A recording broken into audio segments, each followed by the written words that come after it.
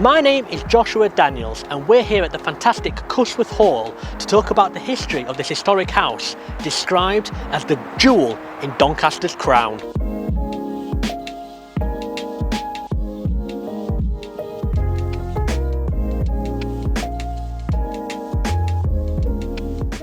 We're here at the fantastic Cusworth Hall, about 2 miles from Doncaster city centre.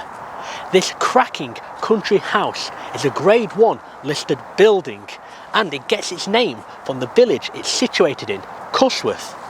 Cusworth goes back to the Anglo-Saxon period and has been described as a little bit of the Cotswolds in Yorkshire. Now, the area where we are now, and the fantastic green area that surrounds the hall, is Cusworth Park. When we think park, we don't always think history, right?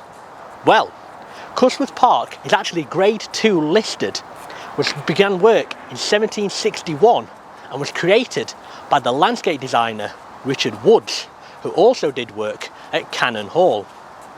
I'm going to take you inside and show you some of the incredible interior of this marvellous mansion. But before I do, I want to show you the outside of the building. Come with me, I'll show you why.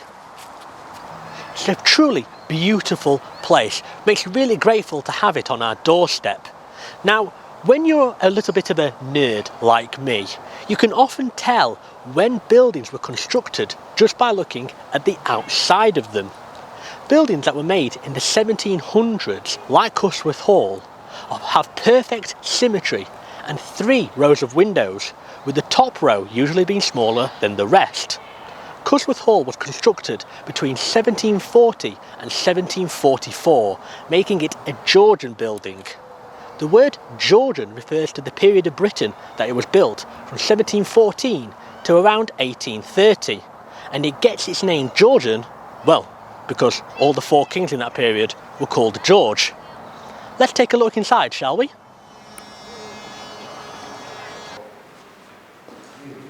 Wow, it never gets old.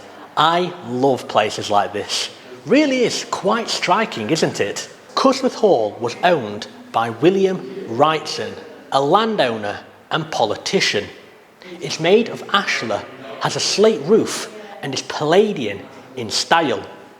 Further alterations, including the addition of a chapel and a library, were made between 1749 and 1752 under the guidance of the architect James Payne, who just also so happened to design Mansion House here in Doncaster as well.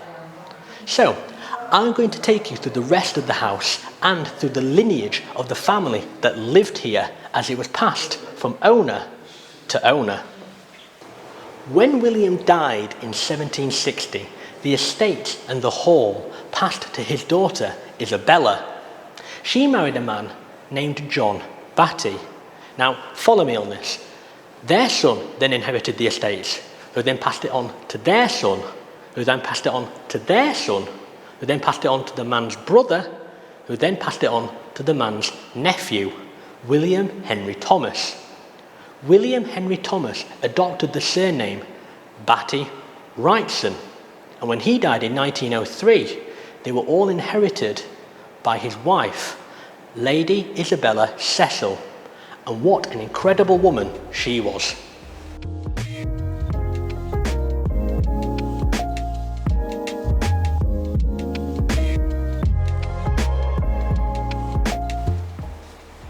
In 1838, a terrible storm hit Doncaster and a lightning strike damaged the chimneys at the south side of Cusworth Hall, and it even caused extensive damage to the fireplace within.